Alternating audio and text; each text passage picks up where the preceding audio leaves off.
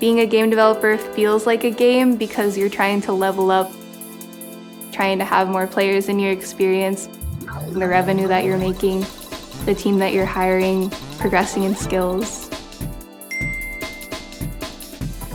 I really wanted to be part of creating something completely new.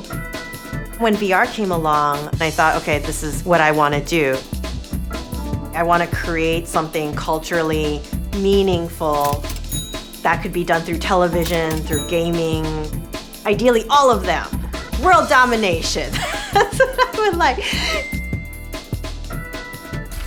In today's new economy, young professionals aren't just clocking in. They're hustling, dreaming, and transforming industries city by city. We went across the country to find out how they're making it work, all in pursuit of an American paycheck.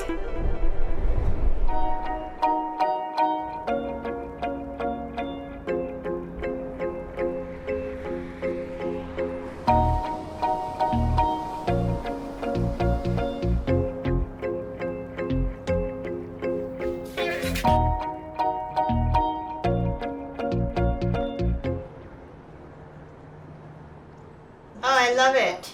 I love that Momo. Full screen. That has a lot more curved surfaces than anything else. It looks like there's 8,000 vertices or something. Thomas, can you get it down to 2,000? There.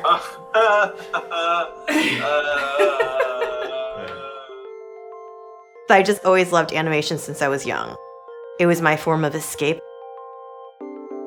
I took a animation class, and it was the first time I realized I can make animation myself with this software program. You could create your own models, you could create your skeletons, humans, then you can make them move.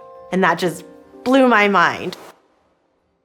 When VR came along, I realized it's technological disruption, which means no one knows what they're doing, which means there's opportunity to create something from scratch. In the beginning, the goal was to get as many people to come as possible, not as much to make money. So the initial experiences I gave out for free.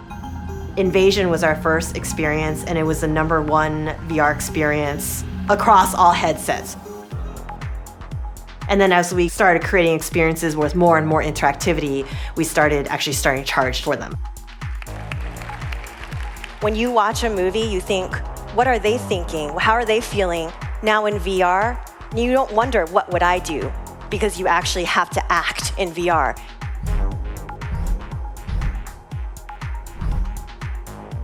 So I've raised money, capital, to make the VR experiences. Wake up, quick. Mother is very sick. And with that capital, I said, I'm gonna do these things. I hit those milestones, but the idea is I'm gonna hit those milestones and make money. Let's see what you're really made of. Grow!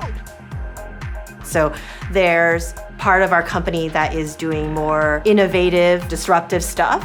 And then there's parts of the business that pay for all of that. The VR, the TV shows, traditional games, publishing, those all bring in cash. Creatives do their best work when they feel safe, and we create creative products. It's one of the reasons, for example, we pay 100% of benefits for our employees. Usually for startups, you don't do that, but it was really important to me that we make sure our employees feel taken care of.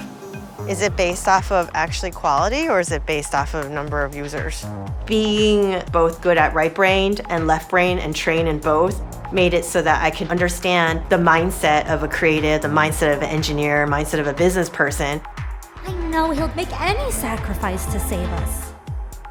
I am not the type of person who's ever satisfied, so I do have to remind myself and be thankful and grateful on a daily basis that I get to create animation. How many people get to do that?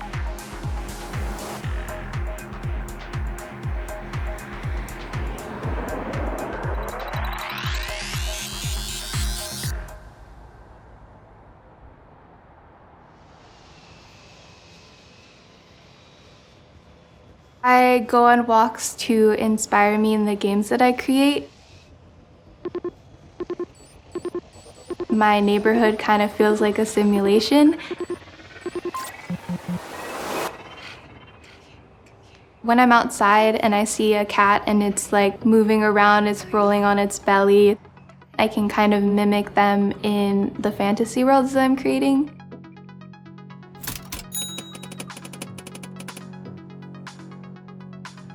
I grew up homeschooled, so I didn't get to interact with a lot of other kids. I played a lot of social games where you can customize an avatar and play mini games with your friends. So it was mostly just being the person that I wanted to be when I couldn't be that person in real life. So I just went through the cafe and put a seat part into every single seat. I started as a game developer when I was 12. So I kind of had to teach myself how to program and create UI and 3D model and level design. I went to college as a game designer, but as I got older and I was able to do Roblox internships, I dropped out of college and just started doing those.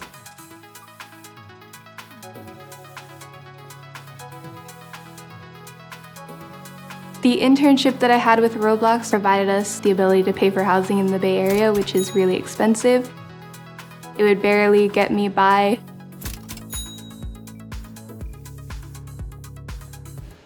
Why are yours? They're all stinky. You gotta wash them up. I know. Okay, hold on. I need to make sure it's presentable.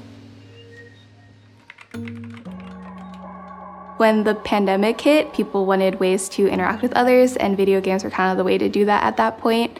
Jameski. What's up? Wait, James, no way! I feel like I'm not even in a He's going back. He's going back.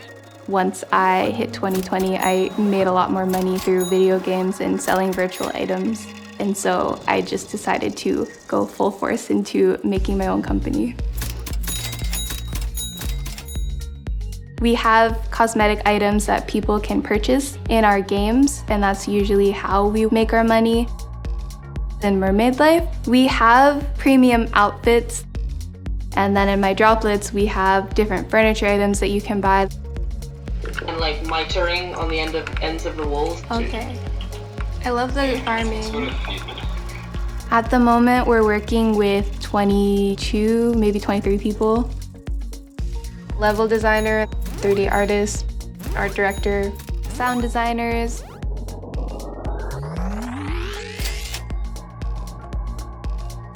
I personally am wearing a lot of hats as a game designer and game producer, but then also trying to do the business side of things where I have to interact with the government and keep up with all of that. He's so cute. When I was younger, I wanted to be the CEO of Pixar one day. Obviously that didn't happen, but I was able to become a CEO myself of a game development company and run that. So I do feel like I could look back at younger me and be like, you did it. Good job.